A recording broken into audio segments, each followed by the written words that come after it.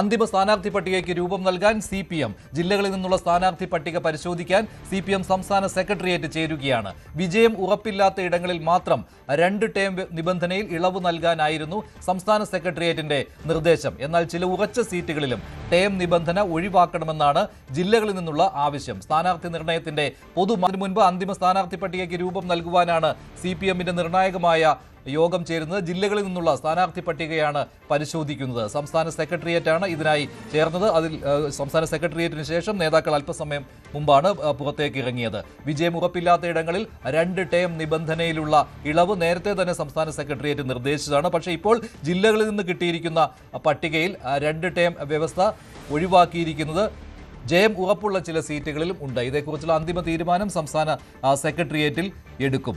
അതിനുവേണ്ടിയാണ് സംസ്ഥാന സെക്രട്ടേറിയറ്റ് യോഗം ചേർന്നത്.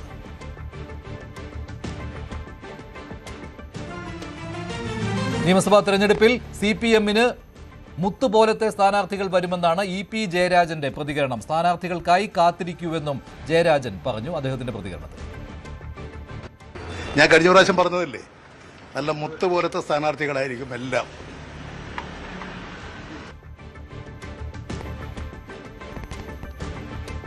CPM സംസ്ഥാന സെക്രട്ടേറിയറ്റിന് ശേഷം നേതാക്കൾ പുറത്തേക്ക് ഇറങ്ങി വരികയാണ്. ഓരോരുത്തരുടെയും പ്രതികരണത്തിലേക്ക് വരുന്നുണ്ട്.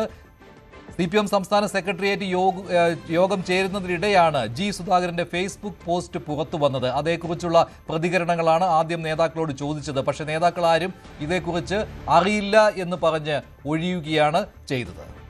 അരുൺ ചേരുന്നു കൂടുതൽ വിവരങ്ങളുമായി. അരുൺ, സ്ഥാനാർത്ഥി പട്ടികയെക്കുറിച്ച് എന്തെങ്കിലും പുതിയ വിവരങ്ങൾ വരുന്നുണ്ടോ?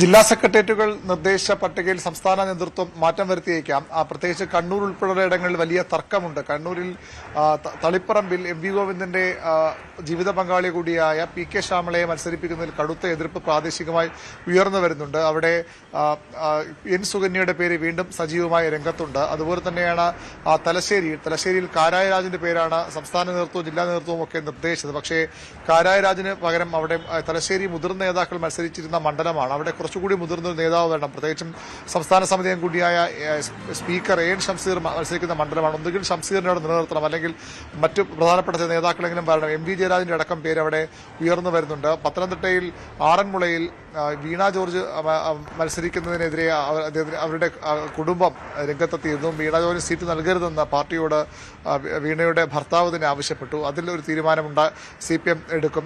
വീണ മത്സരിക്കാൻ തന്നെയാണ് സാധ്യത. ആലപ്പുഴയിൽ ജില്ലാ സെക്രട്ടറി R നാസർ മത്സരിക്കാനില്ല എന്ന് അറിയിച്ചിരുന്നു. നാസറിനെ മത്സരിപ്പിക്കണമെന്ന് അവിടെ നിന്ന് ആവശ്യമുണ്ട്. ഇടുക്കിയിൽ MM മണിയുടെ സ്ഥാനാർത്ഥിത്വം ജില്ലാ നേതൃത്വം നിർദ്ദേശിക്കുമ്പോഴും സംസ്ഥാന നേതൃത്വം അവിടെ KK ജയചന്ദ്രൻ, സംസ്ഥാന സെക്രട്ടറി അംഗവും മുൻ MLA-യുമായ KK ജയചന്ദ്രന്റെ പേരാണ് നിർദ്ദേശിക്കുന്നത്.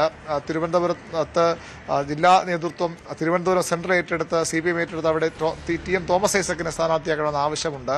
അങ്ങനെ പല മണ്ഡലങ്ങളിലും ഇപ്പോഴും തീരുമാനം ഉണ്ടാകേണ്ടതുണ്ട്. അല്പസമയം മുമ്പാണ് സംസ്ഥാന സെക്രട്ടേറിയറ്റ് യോഗം അവസാനിച്ചത്. ഇതിൽ ഇനിയും വിവരങ്ങൾ ലഭ്യമാകേണ്ടിയിരിക്കുന്നു. സംസ്ഥാന സെക്രട്ടേറിയറ്റിന് ഇന്ന് തയ്യാറാക്കുന്ന പട്ടിക നാളെ സംസ്ഥാന സമിതിയിലേക്കും ആ സംസ്ഥാന സമിതിയാണ് സ്ഥാനാർത്ഥി പട്ടികയ്ക്ക് അംഗീകാരം നൽകേണ്ടത്. അതിനുശേഷം വീണ്ടും ജില്ലാ ഘടകങ്ങളിലേക്ക് ഈ പട്ടിക പോകും.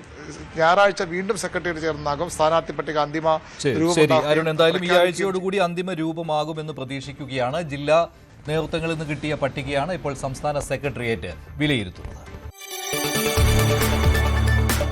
കൂടുതൽ വാർത്തകൾക്ക് News 18 Keralam YouTube channel subscribe ചെയ്യുക.